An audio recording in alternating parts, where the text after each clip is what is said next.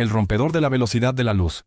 En 1997, en las profundidades bajo los montes Apeninos de Italia, dentro del Laboratorio Nacional del Gran Sasso, un físico teórico poco conocido llamado Dr. Emil Varga llevó a cabo un experimento que nunca debió atraer atención alguna. Oficialmente, el proyecto figuraba como un estudio menor de calibración de tiempos conectado a la detección de neutrinos de larga distancia. Extraoficialmente, se convirtió en una de las anomalías más inquietantes jamás registradas en una instalación de física europea. A Varga se le asignó la tarea de analizar los tiempos de llegada de neutrinos utilizando un protocolo de sincronización modificado que la mayoría de los investigadores veteranos consideraban redundante. El experimento consistía en enviar neutrinos a través de una distancia fija y medir su llegada utilizando referencias de relojes atómicos calibrados mediante alcance láser. Durante una sesión nocturna, Varga notó algo que carecía de sentido físico. Un grupo de neutrinos pareció llegar antes de lo que la luz habría tardado en recorrer la misma distancia bajo condiciones idénticas. Al principio, el resultado fue descartado como una desviación de los instrumentos. Varga recalibró los relojes, reemplazó los cables de fibra óptica y repitió las mediciones durante múltiples ciclos. La anomalía permaneció. La diferencia era minúscula, medida en nanosegundos, pero era consistente. Según sus notas de investigación privadas, referenciadas más tarde en una investigación interna, las partículas llegaban más rápido que el límite de velocidad universal definido por la física moderna. Las implicaciones eran inmediatas y perturbadoras. Si incluso una sola partícula pudiera exceder la velocidad de la luz, el principio de causalidad quedaría comprometido. La causa y el efecto ya no serían fijos. El tiempo mismo se volvería inestable a un nivel fundamental. Varga documentó sus hallazgos cuidadosamente, pero evitó enviarlos a través de los canales académicos oficiales. En su lugar, solicitó tiempo experimental adicional y un aislamiento más estricto del equipo de investigación principal. 3 días después de su última entrada registrada, el Dr. Varga entró en el laboratorio a las 3:42 de la madrugada. Los registros de seguridad confirman que se usó su tarjeta de acceso. Las cámaras de vigilancia lo captaron caminando hacia el pasillo subterráneo llevando un maletín de metal. Ninguna grabación lo mostró saliendo jamás. Más tarde ese mismo día, personal externo llegó a las instalaciones. No figuraban como personal universitario ni contratistas civiles. Los técnicos del laboratorio informaron que se había retirado equipo sensible del espacio de trabajo de Varga, incluyendo el espectrómetro modificado y el hardware de cronometraje. Sus discos duros fueron confiscados. Su oficina fue sellada bajo un aviso de contención que citaba violaciones de procedimientos sin explicación alguna. Una declaración oficial publicada semanas después afirmaba que el Dr. Varga había sufrido estrés psicológico agudo y había tomado una licencia extendida de la investigación. No se presentaron registros hospitalarios. No se encontró documentación de viaje. Su familia informó que se les aconsejó no realizar más indagaciones, y se les dijo que su trabajo involucraba intereses de investigación a nivel nacional. Años después, fragmentos de un protocolo de cronometraje casi idéntico al diseño de Varga surgieron en una patente de investigación de defensa clasificada, archivada, sin atribución. Los datos originales de la investigación nunca se han recuperado. Si el Dr. Varga realmente observó partículas excediendo la velocidad de la luz, el descubrimiento habría reescrito las leyes de la física. En cambio, el experimento se desvaneció. Y también lo hizo el hombre que lo llevó a cabo. La Cámara de la Conciencia. En el verano de 2008, en una conferencia privada de neurociencia en Kioto, Japón, un ingeniero modesto llamado Takashi Morimoto presentó un dispositivo al que simplemente llamó la lente de campo. Según Morimoto, podía capturar lo que describía como campos de energía consciente, una afirmación que desdibujó instantáneamente la línea entre la neurociencia, la física cuántica y la metafísica. Su breve demostración no formaba parte del programa oficial. Se llevó a cabo en una pequeña sala lateral con poca luz, sin prensa, sin cámaras y con solo un puñado de asistentes. Pero aquellos que estuvieron allí nunca olvidaron lo que vieron. Morimoto colocó la lente frente a la frente de un voluntario, y luego atenuó las luces. Después de un breve retraso, se formó una imagen en una pantalla de proyección conectada al dispositivo. No era un escáner térmico, ni una superposición de resonancia magnética, ni una recreación digital.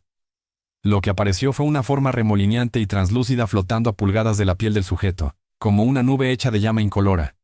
La imagen fluctuaba con la respiración del sujeto y parecía responder a estímulos emocionales. Cuando un segundo sujeto entró en la sala en un estado de agitación, la forma se agudizó y pulsó inmediatamente. No era solo imagen, era interacción. La lente de campo utilizaba una combinación de espectroscopia de infrarrojo cercano, pulsos electromagnéticos de baja frecuencia y una red de sensores propietaria que Morimoto se negó a patentar. Según las pocas notas que sobrevivieron al evento, Su teoría involucraba patrones de eco cuántico, generados por el cerebro que se extendían más allá del cráneo hacia una envoltura espacial reactiva. Él creía que la conciencia no estaba completamente confinada al cuerpo, y que podía ser registrada visualmente. La reacción de la comunidad científica fue rápida y brutal. Los asistentes oficiales de la conferencia se distanciaron de la presentación, calificándola de irresponsable y carente de base empírica.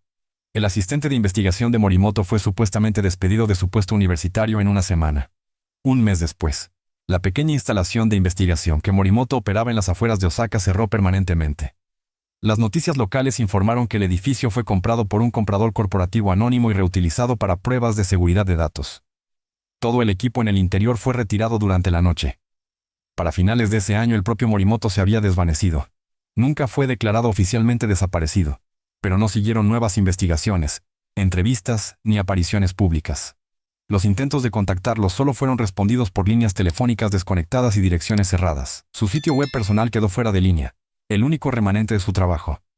Una fotografía granulada supuestamente tomada durante la demostración resurgió en 2017 en un foro de investigación de la conciencia marginal, pero su autenticidad nunca fue confirmada.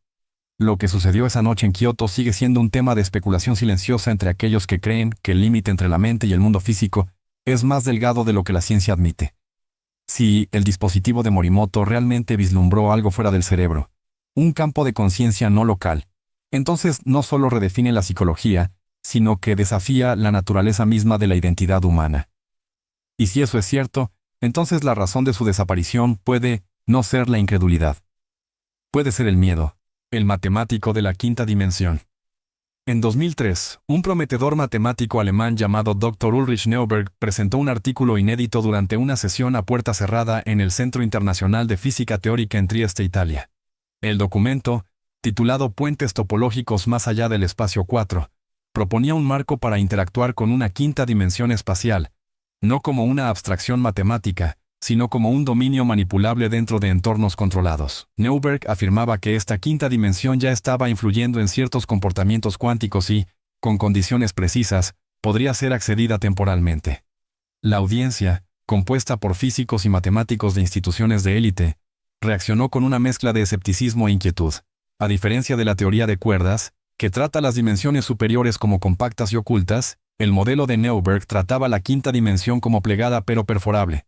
Propuso que con campos de torsión de alta frecuencia y una red cristalina adaptativa, podría ser posible crear un microportal, una grieta temporal, en la geometría del espacio local. No mostró prototipos, pero las matemáticas fueron descritas como demasiado elegantes para ser ignoradas, por un asistente anónimo. En pocas semanas, Neuberg recibió una afluencia de interés, incluidas invitaciones privadas de ramas de investigación militar y grupos de expertos. Las rechazó todas. En su lugar, regresó a su remota casa de campo en Sajonia y dejó de responder correos electrónicos y llamadas telefónicas. Su perfil universitario fue eliminado sin previo aviso. Su sitio web personal mostraba solo una página en blanco con una sola línea de texto. La topología puede colapsar desde adentro. Luego, una mañana de invierno en febrero de 2004, un vecino notó que las ventanas de la casa de Neuberg estaban cubiertas con papel de aluminio reflectante. No salía humo de la chimenea a pesar de las temperaturas bajo cero. Cuando se llamó a la policía para realizar un control de bienestar, encontraron la casa vacía. No había signos de lucha. Todos los muebles y equipos habían sido retirados. El sótano, donde supuestamente Neuberg realizaba sus experimentos privados, había sido despojado hasta dejar el hormigón desnudo. Lo único que quedó atrás fue una hoja de cálculos grabada directamente en el suelo con un soldador. Ecuaciones que nunca han sido resueltas por completo. Su desaparición nunca fue investigada formalmente. No se presentó ningún informe de persona desaparecida. Su último colaborador académico conocido declaró en una breve entrevista: Ulrich perseguía una geometría que no quería ser vista. Años después, una patente registrada bajo una sociedad de cartera irrastreable en Luxemburgo reveló un diseño que se asemejaba a la estructura de red de Neuberg. Hacía referencia a conceptos de compresión de distancia no lineal y resonancia transespacial. La patente nunca fue concedida, y la solicitud fue retirada sin explicación. Si Neuberg realmente descubrió un método para romper el tejido dimensional de nuestra realidad, su desaparición es más que simbólica. Pudo haber sido la primera instancia registrada de un humano deslizándose entre dimensiones, o la última vez que alguien se atrevió a intentarlo. El ingeniero del campo magnético. En 1984, en un tranquilo suburbio industrial de Toronto, un ingeniero eléctrico llamado Martin Kessler anunció lo que describió como un motor de inducción magnética de ciclo cerrado, capaz de producir fuerza rotacional continua sin ningún combustible externo. La demostración tuvo lugar en un almacén alquilado ante un pequeño grupo de inventores independientes, una periodista escéptica y un equipo de cámara de un programa de televisión de ciencia local ya desaparecido. El prototipo era un cilindro metálico voluminoso con anillos magnéticos concéntricos. Cuando se activaba, comenzaba a girar y no se detenía. No se veían cables. No se podía detectar ninguna entrada de energía. Kessler afirmaba que el dispositivo extraía energía de los campos magnéticos fluctuantes en la corteza terrestre, un sistema al que se refería como recolección magnética ambiental. Kessler, mientras tanto, solicitó una patente y fue denegada inmediatamente.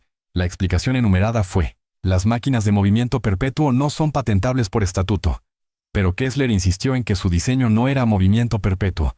Era conversión a través de un mecanismo que la ciencia aún no había reconocido. En pocos meses comenzó a recibir avisos legales. Un importante consorcio energético lo acusó de violar la propiedad intelectual, relacionada con sistemas de turbinas electromagnéticas.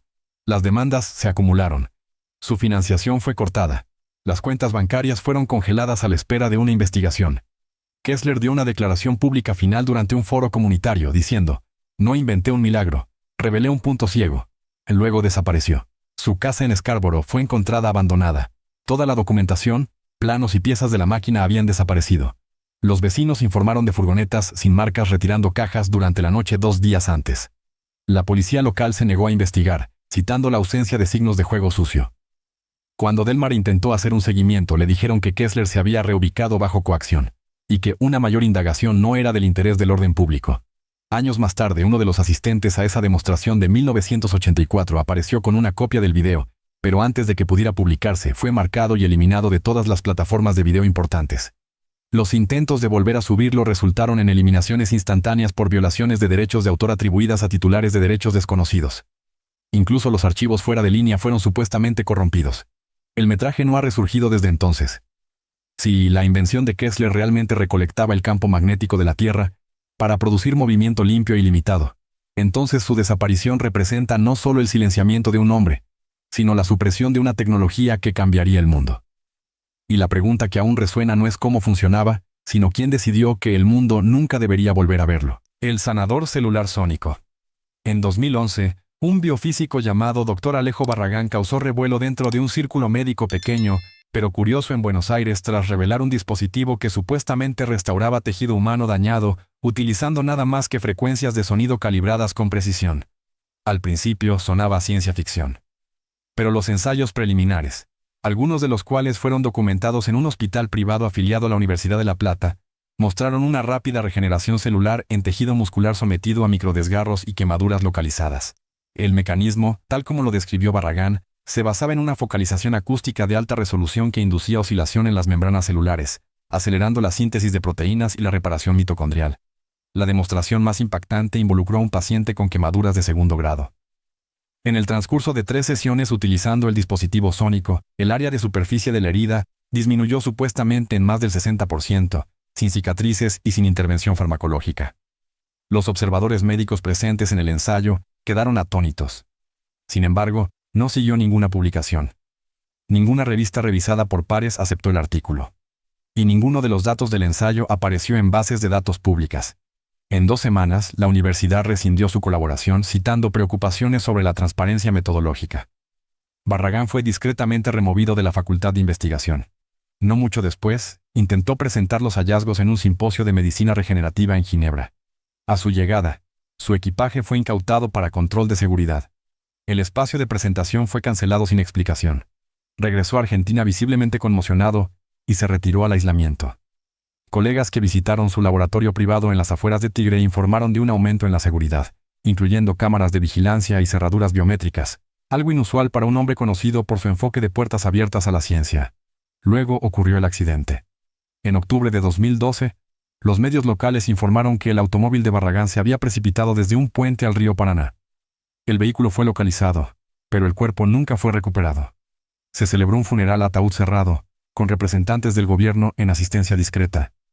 Su laboratorio fue sellado. Los informes oficiales afirmaron que el accidente se debió a una falla mecánica, pero mecánicos familiarizados con su vehículo declararon que había sido revisado solo días antes. Pronto circularon rumores de que varias piezas del equipo de Barragán habían sido reubicadas a una instalación de contratistas de defensa al norte de Córdoba. Estos rumores nunca fueron confirmados. Sin embargo, en 2015, un documento militar argentino desclasificado hizo una breve referencia a un acelerador biológico no invasivo, antes de ser redactado en versiones posteriores. Si el dispositivo de Barragán hubiera desbloqueado realmente la capacidad de curar tejido humano sin cirugía ni medicamentos, sus implicaciones habrían reformado la medicina por completo. No más listas de espera de órganos. No más lesiones irreversibles. No más declive degenerativo. Y, sin embargo, todo rastro de su trabajo se disolvió en el silencio. ¿Fue demasiado disruptivo para los sistemas de salud modernos construidos sobre el tratamiento crónico? ¿O tropezó con una verdad biológica que alguien, en algún lugar, decidió que el mundo no estaba listo para usar? El físico de la transferencia de pensamiento. En 1995, dentro del ala de neurofísica del Centro Nacional de Investigación Científica de Francia CNRS, un joven físico experimental llamado Dr. Lucien Artaud comenzó a probar lo que llamó campos de información no locales. Un término que, en ese momento, sonaba más filosófico que científico. Artaud creía que, bajo ciertas condiciones, dos cerebros humanos podían compartir datos sin ninguna conexión física. Su teoría combinaba modelos de entrelazamiento cuántico con resonancia neuroquímica, planteando la hipótesis de que el pensamiento, una vez estabilizado en formas de onda medibles, podía transmitirse y recibirse como señales de radio.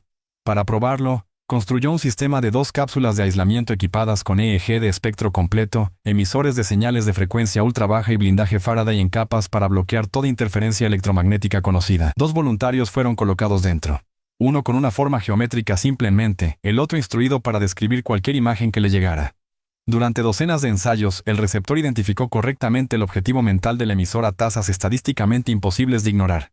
Artaud mantuvo las pruebas en secreto durante más de un año, reuniendo datos sin supervisión institucional. Pero una vez que los resultados comenzaron a filtrarse a través de canales internos, fue convocado ante un comité de ética y acusado de realizar experimentación humana no sancionada. La financiación fue revocada, el equipo fue confiscado, y sin embargo solo una semana después estaba programado para presentar un documento teórico reelaborado titulado Interferencia cognitiva en campos no locales en un simposio en Zúrich.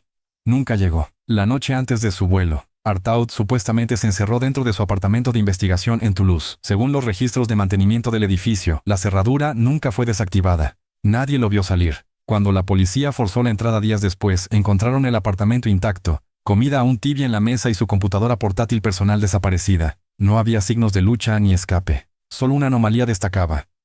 En la pared sobre su espacio de trabajo, las palabras «funcionó» habían sido escritas con tiza azul. El CNRS no emitió ninguna declaración pública. Su nombre fue eliminado discretamente de los registros de investigación. Unos meses más tarde, una nueva startup de neurociencia en California lanzó un vago anuncio sobre su trabajo en protocolos de empatía sintética, lo que desató teorías de que el trabajo de Artaud había sido redirigido y enterrado bajo capas de propiedad corporativa. Ninguno de los fundadores reconoció su participación. Y cuando un ex técnico del CNRS intentó contactarlos, su correspondencia cesó sin respuesta. Si Artaud realmente demostró la comunicación de pensamiento a pensamiento, las aplicaciones potenciales abarcan desde avances médicos en pacientes con síndrome de enclaustramiento hasta la guerra cognitiva armada. Pero las implicaciones son más que tecnológicas. Si los pensamientos pueden saltar de una mente a otra, entonces la privacidad, la identidad e incluso la autonomía colapsan. Quizás por eso su nombre se desvaneció de la noche a la mañana. Quizás algunos pensamientos nunca estuvieron destinados a ser compartidos. La armonizadora del ADN. En 2006, en un laboratorio de sonido tenuemente iluminado en las afueras de Berna, Suiza, una genetista suizo-checa llamada doctora Elena Selena afirmó haber desbloqueado algo que anteriormente se pensaba imposible: la capacidad de alterar la expresión genética en células humanas vivas utilizando frecuencias armónicas complejas. Su teoría, construida sobre marcos epigenéticos emergentes, sugería que el ADN podía responder no solo a señales químicas, sino a patrones precisos de vibración, similares a una especie de música biológica. Shutterstock, Explore. Selena no era una forastera. Tenía doctorados duales en biología molecular y física acústica, con investigaciones publicadas en las mejores revistas. Sus experimentos se llevaron a cabo bajo controles estrictos, utilizando células de fibroblastos expuestas a ondas sonoras cuidadosamente calibradas emitidas por un transductor propietario. Después de una exposición prolongada, las células comenzaron a expresar genes latentes. Genes asociados con la reparación, respuestas antiinflamatorias e incluso propiedades regenerativas. Su afirmación más controvertida fue que ciertas frecuencias causaban una restauración parcial de los telómeros, teóricamente revirtiendo el envejecimiento celular. Shutterstock, Explore, nunca envió sus hallazgos para publicación. En su lugar, presentó su trabajo en una sesión cerrada con un consorcio de élite de inversores en biotecnología en Ginebra. Testigos en la reunión describieron más tarde la sala como electrificada por la tensión. Algunos asistentes presionaron por una rápida comercialización. Otros estaban profundamente perturbados por las implicaciones. Días después, Selena se retiró de todo contacto. Su laboratorio en Berna fue encontrado abandonado 2 semanas después de la reunión. Sus servidores de investigación fueron borrados por completo. Sus discos de respaldo, previamente almacenados en una caja fuerte a prueba de fuego, habían desaparecido. La policía local fue llamada para investigar un robo, pero no se presentó ningún informe formal. Las cámaras de vigilancia en la propiedad habían sido desactivadas durante más de 72 horas antes del incidente. El nombre de Selena desapareció silenciosamente de las listas universitarias. Su cuenta de correo electrónico académica devolvía solo respuestas automáticas, y sus perfiles sociales fueron eliminados. Antiguos colegas declararon que se había trasladado a un puesto de investigación privado en el extranjero, aunque ningún instituto confirmó su empleo.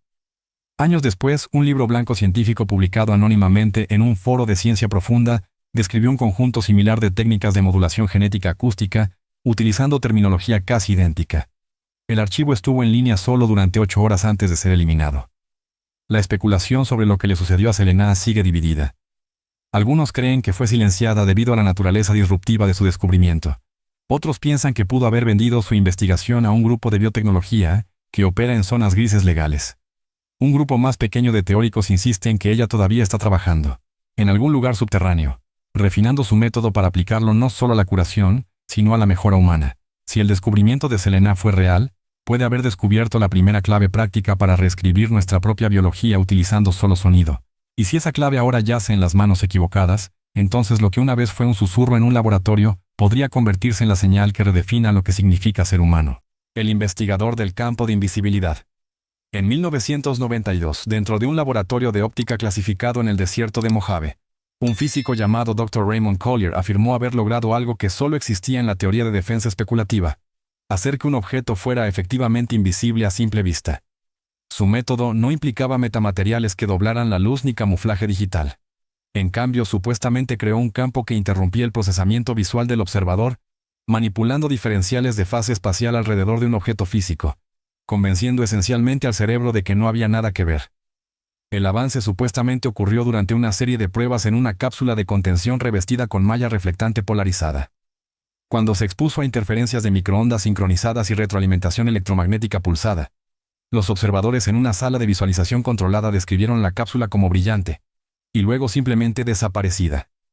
El equipo confirmó que el objeto permanecía físicamente presente. Los sensores aún detectaban su masa, calor y eco acústico. Sin embargo, visualmente, estaba ausente, como si la realidad misma hubiera parpadeado. Collier presentó un informe confidencial y solicitó una fase de prueba extendida. Pero en lugar de ser aprobado, fue puesto bajo evaluación psiquiátrica obligatoria. El diagnóstico oficial alegó un episodio disociativo inducido por el estrés. Su autorización fue suspendida. El proyecto fue reasignado. Pero los colegas que revisaron los datos de la prueba dijeron que nada en los registros apoyaba la inestabilidad psicológica. Lo que vieron fue un descubrimiento que desafiaba la óptica conocida y cuestionaba la relación fundamental entre la observación y la realidad. 3 meses después, Collier desapareció. La instalación informó que había sido dado de alta y había regresado a su hogar en Arizona. Pero su residencia estaba vacía. El correo se acumulaba. Su vehículo permanecía estacionado afuera, intacto. Un vecino informó haber visto 2 furgonetas sin marcas fuera de la casa la noche antes de que Collier se desvaneciera. Las imágenes de seguridad del área fueron borradas. No se presentó ningún caso oficial de persona desaparecida. Poco después, todas las referencias a su investigación de invisibilidad fueron eliminadas de la documentación interna. Incluso las menciones informales en las comunicaciones internas fueron borradas. A los empleados que mencionaban el nombre de Collier en las reuniones, se les advirtió contra la difusión de desinformación clasificada. La división de laboratorio en la que trabajaba fue reestructurada, renombrada y absorbida por un grupo de investigación más grande cuyo presupuesto se cuadruplicó durante el siguiente año fiscal. Luego, vino el detalle más inquietante. Un trabajador de mantenimiento en la instalación de prueba original supuestamente encontró la bata de laboratorio de Collier sellada en un casillero de almacenamiento. Dentro del bolsillo había una sola fotografía: la cámara de prueba, vacía, con una nota escrita a mano garabateada en la parte posterior. Decía: lo que ves no siempre es lo que hay. Lo que hay no siempre se ve. Si Collier hubiera desarrollado realmente un campo que pudiera manipular la percepción misma, Las implicaciones serían vastas. Militares, científicas, psicológicas. Pero más que eso, obligaría a una reevaluación de la confianza que depositamos en nuestros sentidos. Y quizás ese sea el tipo de invisibilidad más peligroso. No el borrado de objetos, sino el borrado de la verdad. El renacido de la fusión fría. En 2009, un químico solitario llamado Dr. Semyon Reznik emergió de una década de silencio para presentar una afirmación audaz en una oscura cumbre de energía alternativa en Vilna, Lituania. Reznik, una vez afiliado a la Academia de Ciencias de Rusia, había replicado supuestamente una reacción de fusión fría estable en un dispositivo de sobremesa, utilizando electrodos de paladio sumergidos en agua pesada. A diferencia de los intentos anteriores y ampliamente desacreditados en la década de 1980, la configuración de Reznik incluía lecturas calorimétricas en tiempo real, detección de neutrones y lo que describió como rendimiento de temperatura delta más allá de la posibilidad química. Según los asistentes, la demostración tuvo lugar a puerta cerrada. Una cámara de metal compacta emitió un calor sostenido que excedía con creces la energía de entrada conocida. Los sensores de radiación captaron una actividad de neutrones sutil, pero consistente, una firma distintiva de la reacción nuclear. Reznik afirmó que su sistema podía generar kilovatios de exceso de energía sin fugas de radiación y sin residuos. Habló suavemente, sin espectáculo. Concluyó su charla diciendo: siempre hemos asumido que el futuro de la energía debe explotar. Pero quizás zumba en su lugar. Lo que siguió fue silencio. Los organizadores de la conferencia recibieron amenazas legales de un consorcio de inversores energéticos en un plazo de 48 horas. El lugar anfitrión canceló todos los eventos científicos futuros. Reznik rechazó todas las solicitudes de entrevista. Sus notas, que se habían entregado en hojas impresas, se encontraron más tarde con errores deliberados. Una precaución que admitió en privado a un periodista, para que no pudieran robarlo todo de una vez. Poco después, se informó que el apartamento de Reznik en Riga había sido asaltado. Él resultó ileso pero visiblemente conmocionado. Sus amigos lo describieron como paranoico, convencido de que estaba bajo vigilancia. Cesó la comunicación con sus colegas, cerró su centro de investigación y se retiró de la vida pública. Luego, a principios de 2010, apareció un obituario en un periódico local. Decía que Reznik había muerto de un ataque al corazón en su casa. No se hizo pública ninguna autopsia. El funeral fue privado, cerrado a todos menos a 2 personas anónimas. Cuando los investigadores intentaron localizar el dispositivo prototipo de fusión fría, encontraron solo una mesa de laboratorio quemada y fragmentos de blindaje derretido. No se recuperaron planos. En los años que siguieron, múltiples startups de energía presentaron discretamente patentes que hacían eco de la fraseología anterior de Reznik: catálisis de plasma a baja temperatura, transmutación nuclear asistida por red y generación de calor anómalo bajo saturación de agua pesada. Ninguna de ellas reconoció su trabajo. Todas operaban detrás de caparazones de firmas de propiedad intelectual. Si el Dr. Semyon Reznik realmente aprovechó la fusión fría, aunque fuera brevemente, puede haber resuelto la crisis energética del planeta en un dispositivo del tamaño de una caja de zapatos. Pero en lugar de provocar una revolución, su descubrimiento desapareció en una neblina de negación, supresión y negación plausible. Y quizás, la reacción final que desencadenó no fue en el laboratorio, sino en los sistemas construidos para asegurar que nunca aprendamos lo que es silenciosamente posible. El experimentador de la compresión temporal. En 1998, en una instalación experimental remota, en lo profundo de los Montes Cárpatos de Rumania, un físico llamado Dr. Istvan Corbin llevó a cabo una serie de pruebas que creía que podrían comprimir el flujo del tiempo dentro de una cámara sellada. Su teoría se basaba en la manipulación de gradientes temporales localizados utilizando campos electromagnéticos giratorios sincronizados y pulsos de ondas escalares. A diferencia de las teorías tradicionales de dilatación del tiempo, que dependen de la velocidad o la gravedad, el enfoque de Corbin implicaba la distorsión de la percepción temporal, induciendo una burbuja donde el tiempo pasaba más lentamente en relación con el mundo exterior. El laboratorio estaba financiado de forma privada, no figuraba en los directorios nacionales y estaba asegurado bajo capas de acuerdos de confidencialidad. La cámara de prueba, referida como la cronocélula en documentos internos, estaba revestida con una densa red de bobinas de niobio superenfriadas y equipada con relojes atómicos sincronizados tanto dentro como fuera. Las primeras pruebas involucraron objetos simples: una llama de vela, un cubo de hielo derritiéndose, un reloj. En cada caso, el reloj interno se retrasaba con respecto a su contraparte externa por márgenes medibles, incluso después de tener en cuenta la deriva instrumental. Los videos reproducidos desde la cámara parecían sutilmente ralentizados, casi imperceptiblemente al principio, luego con mayor retraso tras ensayos consecutivos. Corbin creía que había creado no una máquina del tiempo, sino un sumidero temporal. Un bolsillo donde el tiempo mismo fluía a una velocidad diferente. Teorizó que con una calibración precisa, la exposición humana podría ser posible sin daño. En su último experimento documentado, él mismo entró en la cronocélula para lo que estaba destinado a ser una exposición de 60 minutos desde la perspectiva exterior. Dentro de la cámara, esperaba experimentar solo unos minutos. El reloj externo siguió marcando. Pasaron 60 minutos. La cámara permaneció sellada. Cuando los técnicos abrieron la unidad, la encontraron completamente vacía. No había signos de mal funcionamiento, ni brechas en el campo de contención, ni residuos biológicos.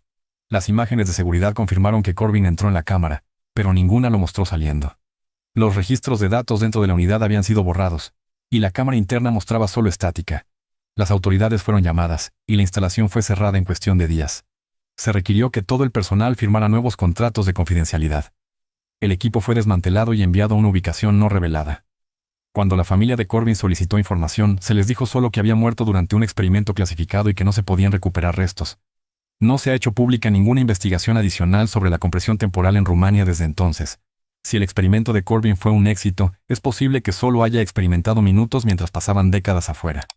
O tal vez quedó atrapado en un fragmento de tiempo ralentizado, inalcanzable por cualquier medio conocido. El misterio no es solo a dónde fue, sino cuándo. Y si un hombre puede desaparecer no a través del espacio, sino a través del tiempo mismo, entonces la pregunta ya no es si el tiempo se puede controlar. Es, ya lo hemos hecho, y perdimos a quienes se atrevieron a probar sus límites.